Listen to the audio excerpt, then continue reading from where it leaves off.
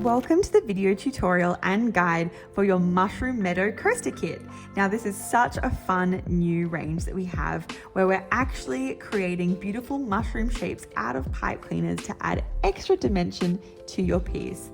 This coaster is just so magical and whimsical, and I think it's such a fun way to add a little bit of magic and sparkle to your desk or home space.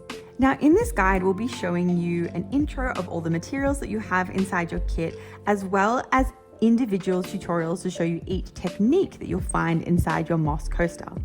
Now, what you'll have is your bobbles, you'll have your fuzzy little chenille loops, you'll also have tutorials on how to make pom-poms and weave the base. And finally, the embroidery details that you can see at the bottom here to make your flowers.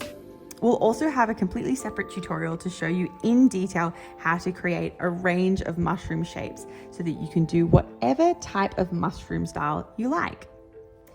Now, whilst these kits give you the exact materials and instructions to create an identical coaster to the one I'm showing you today, you can also feel totally free to get creative and make your own coaster completely your own.